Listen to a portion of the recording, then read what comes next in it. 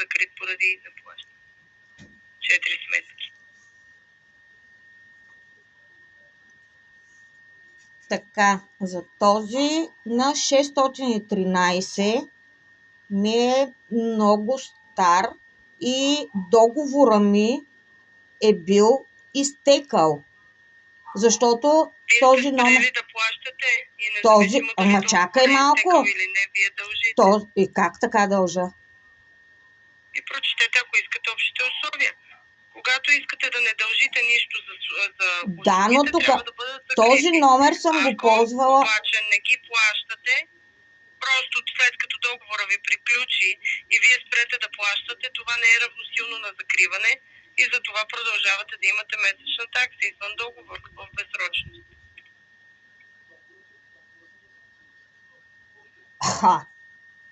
Така че да спрете да плащате не означава, че закривате услуга. Няма такъв оператор, който да ви приеме спирането за плащане като неизползване на услуга. Освен специалните договори на Булсатком за фиксираните им услуги, но това е съвсем различно. Така, сега аз от 2013 точно не живеех, тогава заминах за Англия. Имате 4 сметки, които не са платени или тогава и услугите са закрити. Добре, значи от тази колекторска или там колекторска фирма, която ми се обаждат, ми казват за 218 лева, че дължа към Viva.com. Защото към Иновативни финанси е прехвърлена тази сума. Така. Другите суми са прехвърлени към фирма СГ Груп, която също ще ви потърси със сигурност съвсем скоро.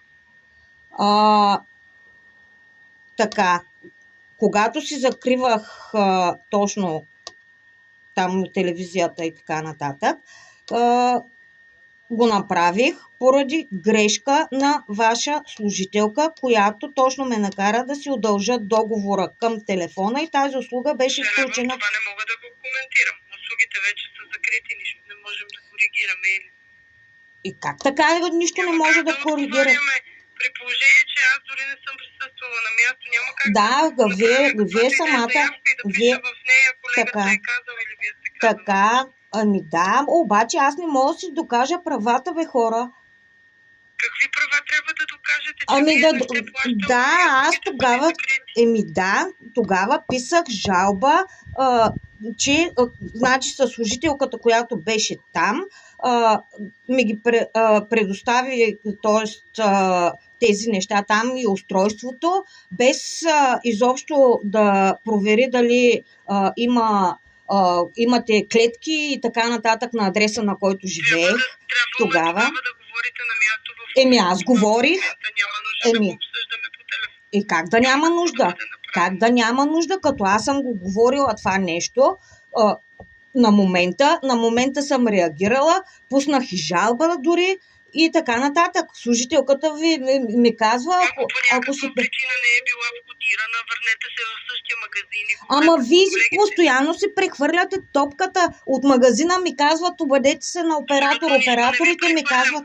Обадете се на оператори, в случая ви дадох информацията, която трябва да ви дам. За съжаление няма какво друго да направя. Като се опитам... Като се... фирми и вие ги дължите към тях. Добре, но когато се опитам да се свържа с тези хора, които ми се обаждат, ми казват, няма какво да се направи. Тях не ги интересува. По чия вина дължат тия пари? Говорим за последното от 22 година. Какво ще очаквате да направим ние, госпожо? Не сме присъствали в магазина, нямаме представа какво ви е казал някой колега или вие какво сте му казали. Аз какво да направя? В случая, кажете ми аз какво да направя, за да си докажа... Трябва да платите задълженията. Защо трябва да го платя, което е направено това задължение? Казах всичко, което е необходимо, за съжаление няма друго. Добре, и слушайте, и аз какво искам да ви кажа? Това задължение го дължа поради грешка на ваша служителка. Добре, а защо по-рано не отидохте в офиса? а 3 години по-късно. Защото съм ходила и няма никакъв ефект. Казах ви, от жалбата, която пуснах, не получих никаква обратна връзка от самата ви компания, а само от хора, които ми казват, че дължа пари. И аз вече почвам да се съмнявам, че изобщо тая жалба, която съм я пускала, дали изобщо е пусната към на по-висока инстанция от Хасковския. Няма как да ви направя справка какво се е случило с нея, защото вече нямате активни услуги. Минали са много повече от 6 месеца и нямаме достъп до такава справка.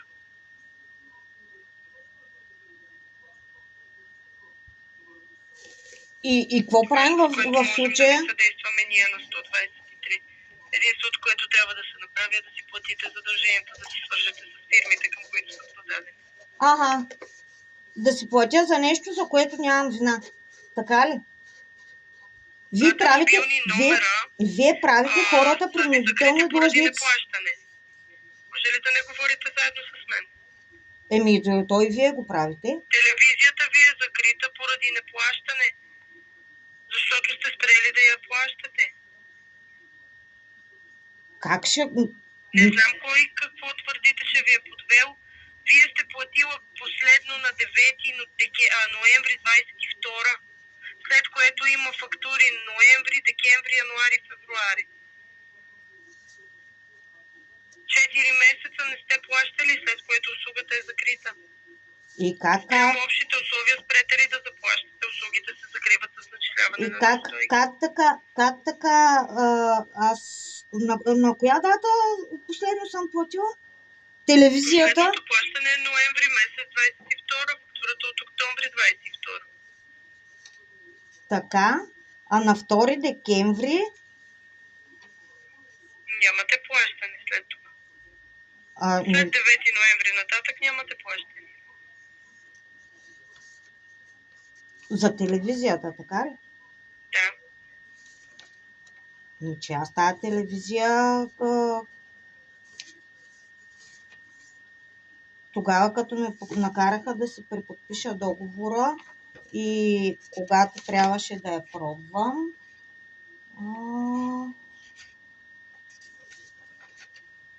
Не мога да коментирам какво някой ви е казал. Казвам ви какво виждам. Добре. Момент само да си намеря къде ми...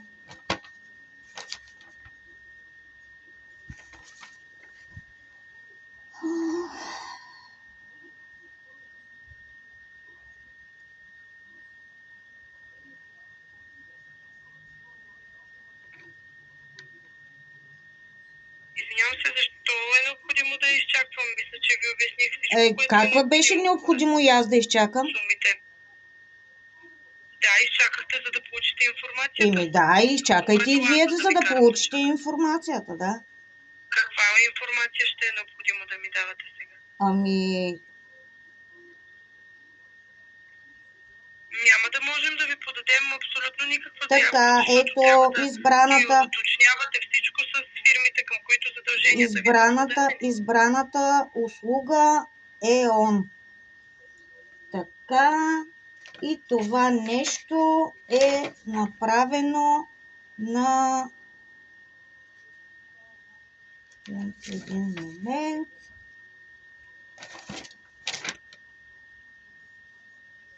Е направено на 29.11. Как съм си избрала услугата на 29.11, пък съм имала последно плащане към нея на 9.11. Ето ми го, пред мен е такова. Клиентския номер завършва на 005, по който имате тези 218 лева и услугите далеч не са активирани на 29 ноември. Този клиентски номер сте имали услуги още от 21 година и назад във времето също. На този клиентски номер, който завършва на 005, сте имали и други услуги. Да, беше ми. 64, този номер, от който звъните, който също сте прехвърлила към друг оператор. Да. Точно На същия тогава, клиентски когато... номер Да. ви е активиран, не след това и телевизията. И добре. И аз прекратявам ето това нещо. Прекратили сте телефонния номер. Преди това не сте плащали 4 сметки. Разбирате ли? В момента говорим, Ама вие, ама това, в което мога да момента... кажа е само Добре, това, искам... което до момента ви казах. Искам да ми... Сумите, които са ви Искам да ми се обадили и са ви изпратите... казали, че ги Искам дължите, да ги ми... дължите реално. Искам да ми изпратите документ, където аз Документ няма имам... да бъде изпратен. Как да няма да бъде изпратен? Ама аз как да докажа? За момент, госпожо, задавате ми едни и същи въпроси през цялото време. Да. Документ ще ви бъде предоставен от Иновативни финанси и от СГ Груп, защото задълженията се търсят от тях. Те са продадени към тях. Ама как така са продадени? Как така са продадени към тях? След като мине определен период от закриването на услугата, Вилком Ето аз съм си закрила услугата и съм писала жалби на тези дати. Явно няма да можем да се разберем. Явно с вас наистина не може да се разбира човек. С който и да разговаряте, ще получите един и същ отговор. Да. Уточнявате с фирмата, дължите сумите към тях. Да, ама аз като се опитам пък с тях да се... Искам да ме изслушате. Да. С коректорската фирма, като се свържа там с който трябва, отношението също нас не ни интересува. Когато питам за контакт личен или чрез адвокат, няма значение как ще го преценя, ми се затваря телефона. Приятен ден и ми се затваря телефона. Как аз да си докажа правата? Кажете ми. Каквото желаете направете. Ето, опитвам се да направя това, което желая. Да си докажа правата. Само, че вие не ми позволявате. Едно и също в момента повтаряме. Задълженията ви са продадени, преди това услугите са закрити, защото сте спряла да плащате. Добре, аз по какъв начин мога да оспорвам тези неща? Както вие прецените. Добре, както прецените. Добре, ето, искам да... ще си наема адвокат. Да. Добре, и с кого трябва да се свържа или адвокатът ми да се свърже? Моля? Фирмите съм ви ги казала кои са. Моля? И вие ги знаете. Пак не разбрах. Свържете се с фирмите, към които задълженията са продадени. Иновативни финанси и СГ Груп. Това са двете фирми. Ето аз пък ви казвам, че от Иновативни финанси, когато им поискам данни, за да мога по някакъв начин да се свържа с тях. Не мога да отговарям за служителите какво са ви казали. И те ми казват също. Да отговаря за това. Добре, нали? Ама нали вие си кореспондирате? Бихте ли ми казала?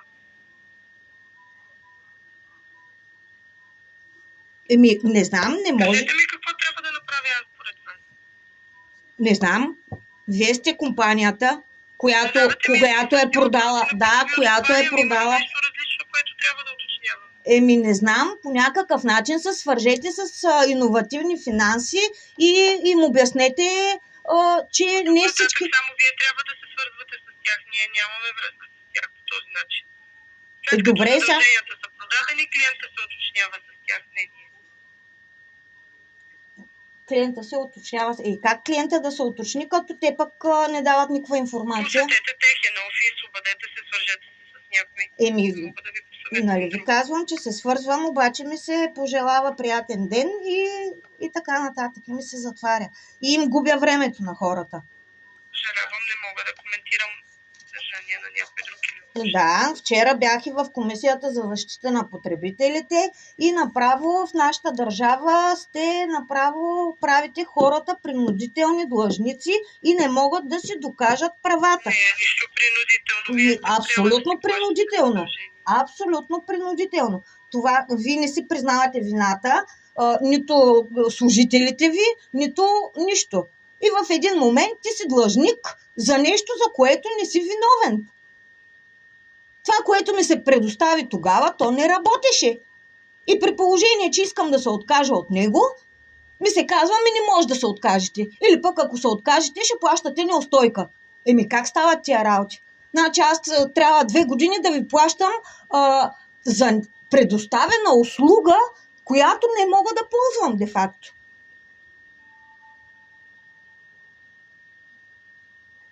Получава се просто един омагьосан кръг, от който няма измъкване.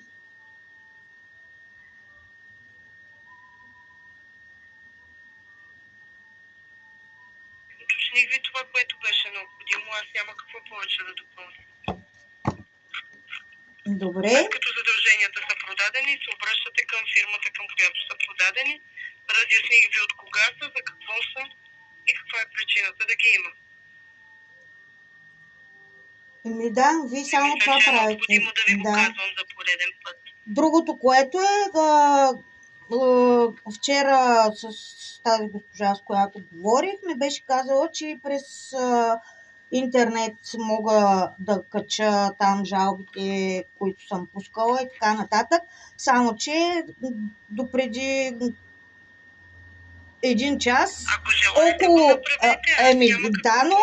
но точно това, изслушайте ме, опитвах се, може би даже повече от 1 час се занимавах също с тия неща и файла, който искам да кача, ми изписва, че е прекалено голям и няма как да стане. Ако го пратя като... ако го пратя като... Може ли да спрете да ми държите тон, ако обичате, защото през цялото време го правите. Отговорих на всички ваши въпроси. Ако желаете да представите жалбите, които сте писала, направете го с по-малко. Ще ме изслушате ли? Онлайн не мога да го кача, защото...